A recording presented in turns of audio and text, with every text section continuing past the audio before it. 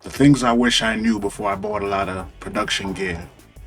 And this could save you from ending up with a lot of equipment that you don't even use anymore like that, But stick around. I'm gonna tell y'all the reason why this is good to know. All right. So you have your DAW, your digital audio workstation. That's where you make your beats.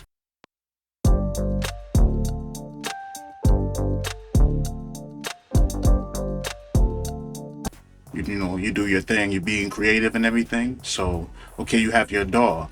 But once you have your DAW and you're comfortable with that DAW, then it goes into matching the DAW with something that works with the DAW. Whether it's Ableton, Reason, FL Studio, Logic, Logic Pro, whatever it is, it's good to see whether or not what you want to get could actually work with it without dealing with like mapping with Midi and everything. You plug it in and then the Midi works with the Midi.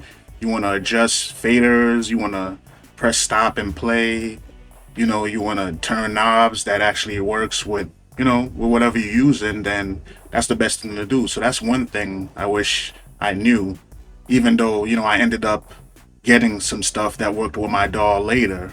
So, and the next thing is to whatever you're buying, whether it's a drum machine, whatever it is, just completely learn it.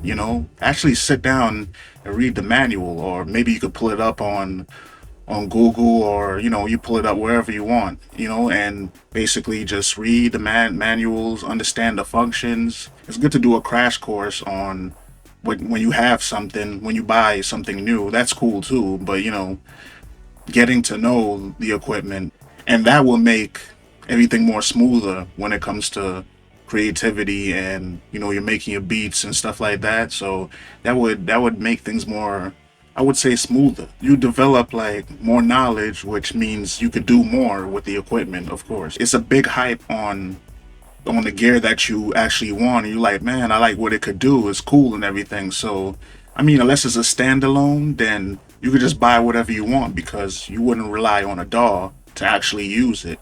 But if you're getting something that's compatible with a DAW, then the best thing to do, if it's a controller, if it could work with Ableton, whatever it could work with more smoother, that's the best thing to do. And basically, if I was focused on those things a little bit more, then I wouldn't end up with a Kai MPD, or these Launchpad minis and stuff like that. I would have just bought the Launch Key 37 or 49 that has all the controls to map to Ableton, and it works really good. But for me, like another, because I work with Ableton, that's my go-to DAW and my favorite DAW, and it's smooth for me, and it's just one, two, three.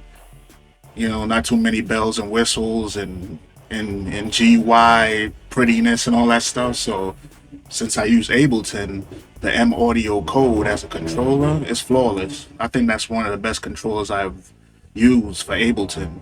When I purchased M Audio code 49, everything is already mapped already.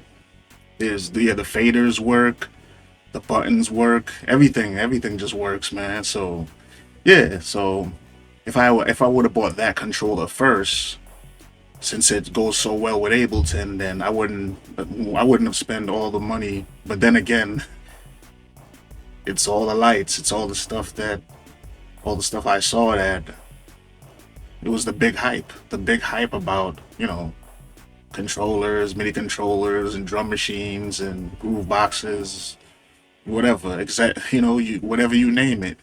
But that's what I learned. So yeah.